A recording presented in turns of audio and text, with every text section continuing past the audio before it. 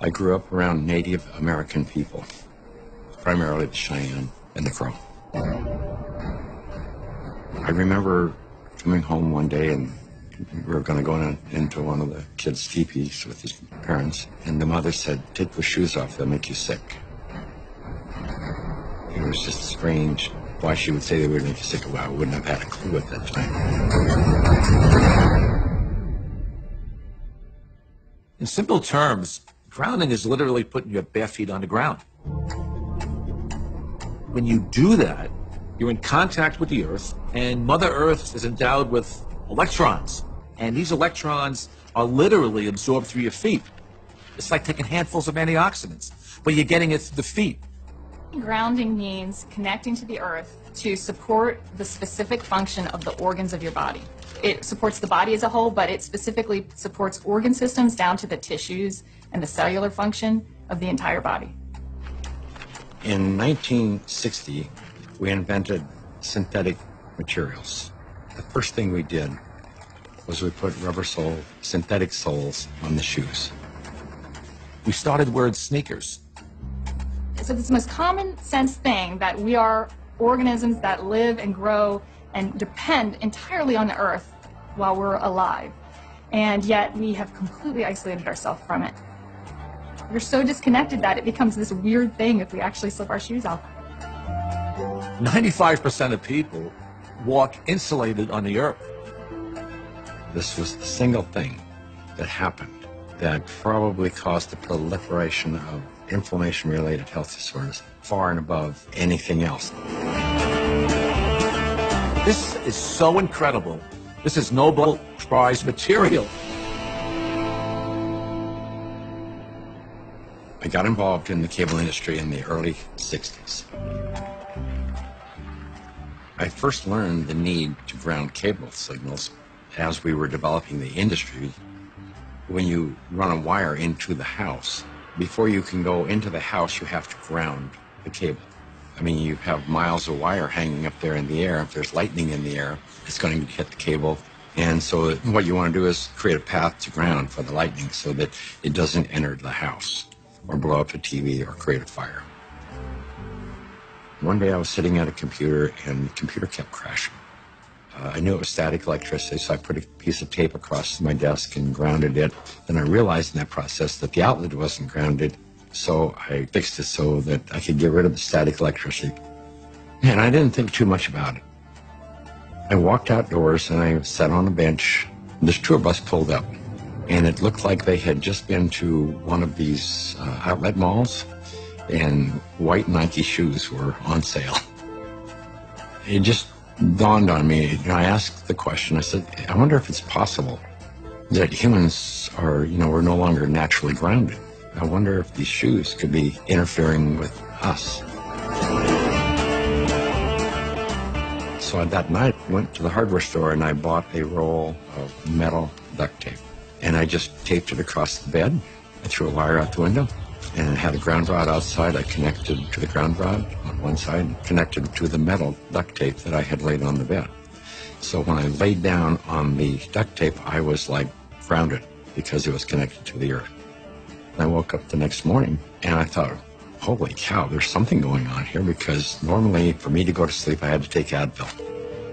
So I tried to find out what I could. The internet was hardly anything. This is back in '99. Went down to the University of Arizona into one of their medical libraries, and there was nothing. And in fact, I even tried to find the cause of chronic pain. The cause of MS was unknown. The cause of arthritis, unknown. They didn't know. Nobody knew. So I thought, well, I'll go out to LA. I'll go to UCLA and ask them. They pretty much laughed me off campus. They said, you expect us to believe that somebody's going to put a nail in the ground, tie a wire around somebody's toe, and it's going to make them sleep better? I said, get out of here. Go away. You're nuts. So I ended up having to put together my own study, and we grounded 60 people, and the reports that came in were unbelievable. TMJ disappeared, PMS disappeared, inflammation reduced, pain. Everybody slept better. Found an anesthesiologist in San Diego, and he says, I don't think there's anything to what you're doing. This has got to be an anomaly here, but I'll entertain you. He says, I will prove that you're wrong. Now, we did the study. It's the first study that I did that was a legitimate study where we had quantifiable data. Then we decided, well, we're going to do a big study now. And we ended up attracting scientists, physicists. When they saw the study, everybody said, well, this is really pretty interesting. I didn't know anything about grounding. I had never heard of it at all, but I became a new mom, and I had my first child, and she had colic, and she cried and cried and cried. First thing I did, being a physician myself, was take her to the pediatrician, and remember distinctly leaving that pediatrician's office with a knot in my stomach, because the first thing they told me is, it's a baby, let him cry. Literally the only time I noticed that she wasn't in pain, and the only time I could soothe her, was when I was outside and I was barefoot and I had her in my arms, and every time we were outside she relaxed. I noticed if I did use a stroller, or if she was in a car, she was still in pain and uncomfortable. This is not placebo effect, like she had no idea if I was wearing shoes or not. She doesn't know that. I'm holding her either way. And I just slowly started realizing this child can only take a nap and feel comfort is if she was on my skin, held skin to skin, and I was barefoot. She'd be dead asleep, and if I stepped in the house and took both my feet off the ground, she would wake back up and the pain response would come back. And I didn't know what it was called, and I didn't at that time feel comfortable thinking about using it in my conventional medical practice, but I just knew that this is what I'm going to do to help my child. I was working with a mentor of mine, and she recommended that I ground my energy. I didn't know what she meant by ground yourself, so the first thing I did was go home and look it up on the internet, and through doing a search about grounding, I found Clint Ober's work and the book about earthing, and I realized that it's a real thing and a real healing modality with tons of medical literature behind it.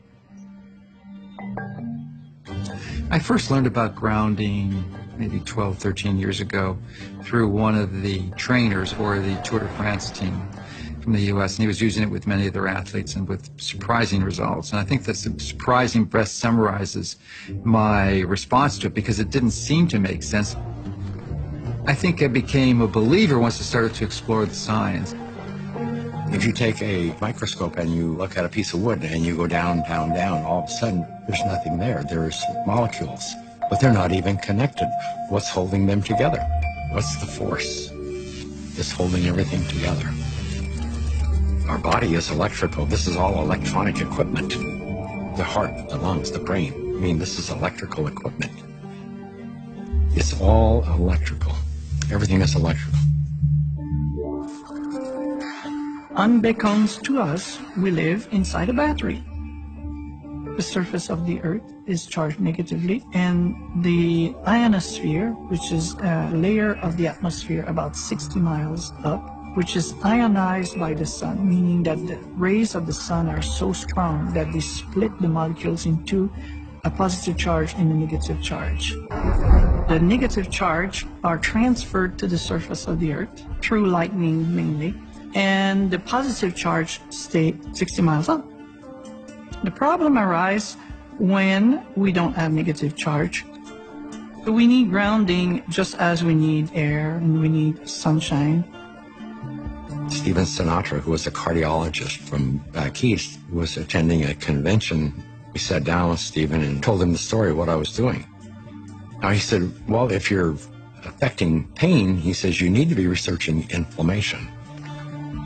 You don't have arthritis, you don't have cancer, you don't have all these health disorders. What you have is chronic inflammation. We have so much inflammation in the body, and it comes out in illnesses. We go to a doctor with all these complaints, but a lot of it is silent inflammation, including my specialty, heart disease. Heart disease is an inflammatory process. So how do we reduce inflammation? Inflammation is produced by neutrophils, which is a white blood cell. You have an injury, you have a damaged cell.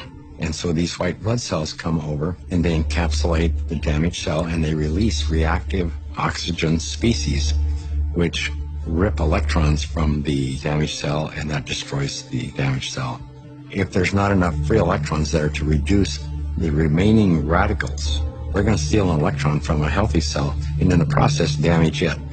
Then the message goes out to the immune system and another neutrophil does the same thing, eliminates that cell, and then you end up with a chain reaction. ATP is short for adenosine triphosphate. It's the energy currency of the cell. We're bioelectrical beings. That's the currency of our body. That's how it works. That's how we run our biological systems, is by generating this electrical energy that's transferred. And when we connect to the Earth through a conductive surface in some way, there's a transfer of electrons that slowly go into our body. In situations where we are insulating ourselves from this surplus of electrons into our body, we're going to get the absolute opposite. So instead of having low levels of inflammation in a thin blood, we'll have thick blood that's more likely to clot, and our levels of inflammation tend to increase. You could take anybody who has chronic pain. It doesn't matter who they are. It doesn't matter what's wrong. And ground them, and you're going to have a significant reduction in pain. You're going to stop the oxidation or the inflamed portion. That stops almost immediately. Then the body can heal and return to normal. And healing generally is improved by 60–70%. If inflammation is the cause of all these health disorders, then I know that not grounding is the cause of inflammation, because if the body is grounded, you can't have inflammation. Can we measure the effects reproducibly? The answer to that is yes. We now have 20 studies. There's 21 published studies in the medical literature on earthing and grounding. And this is peer-reviewed stuff. In simple terms, what earthing does is literally, it quenches the fires of inflammation. And if inflammation is the source of all root illnesses, including Alzheimer's disease, cancer, heart disease, diabetes, I mean, the list goes on and on. If you can impact inflammation and, squelch it, kill it, stop it, we're going to be healthier beings. So, why hasn't it caught on in mainstream? I can only say it will. There's a well-established, traditional, conventional system that relies on expensive intervention. So they'd like to perpetuate that, and they're not too interested in having some competition coming in for a lot less expensive to sort of sabotage their profit levels. Because their goal isn't to help humanity. Their goal is really, as corporations, is increase their profit. The question becomes, how much of an influence has lack of grounding been in the epidemic of disease that we have? Is this grounding a factor? The light switch went on, and I thought, we're doing things completely backwards here. A typical day for a child is completely ungrounded. Most children wake up sleeping on a bed that was not grounded in a house or a building or on a floor that was insulated from the earth. And then they go immediately into a classroom that's insulated. And even on recess, in the recess period, they go outside and are literally fenced in and are paved with asphalt. And then they have after-school activities, which are either indoors or if they're outdoors, they are literally required to wear protective gear. Then even if they're exercising for 2 hours after school, 100% disconnected from the earth. And then they go home and they go inside and they eat dinner and they do homework all hours of the night, and then they pass out in an ungrounded bed. So that's a 24-hour period of time completely ungrounded, and that goes on day after day after day. There's a resistance to integrating novel thoughts, and many times new ideas aren't implemented until the people who hold the counter opinion die. The good thing about grounding is that you don't need a doctor to tell you to do it. You do not need a physician to recommend it to you. You can try this anytime. It is your birthright because you live on the earth.